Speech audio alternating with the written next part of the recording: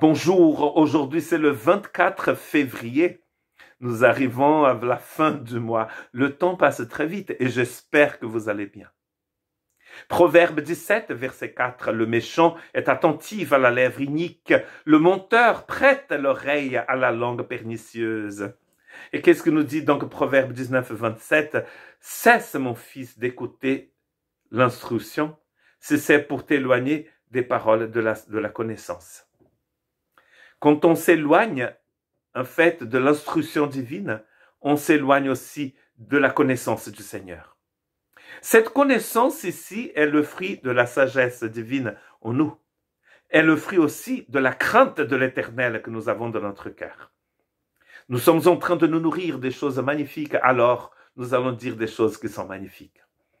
Paul a une exhortation très importante aux Éphésiens et qui est valable aussi pour nous tous aujourd'hui, dans Éphésiens chapitre 3 jusqu'au verset 11. Vous allez trouver une liste de choses terribles dans les péchés liés au sexe, mais aussi les péchés liés à la langue, que la débauche, ni aucune impureté, ni la cupidité ne soit pas même nommée parmi vous, ainsi qu'il convient à des saints. Vous êtes séparés pour Dieu, vous appartenez à Dieu.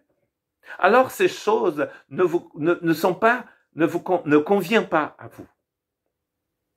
Qu'on n'entende ni paroles grossières, ni propos insensés, ni propos équivoques. Dans ma version en portugais, parce que je commence toujours nos méditations par la langue portugaise, ma langue maternelle, ma première langue, et dans paroles équivoques, il a dit des blagues sales, des blagues mauvaises. 3 choses liées à la langue: paroles grossières, propos insensés, propos équivoques, c'est-à-dire des choses qui ne sont pas saines. Donc ces choses ne sont pas, il dit ici, n'appartiennent pas, elles ne conviennent pas aux saints que vous êtes.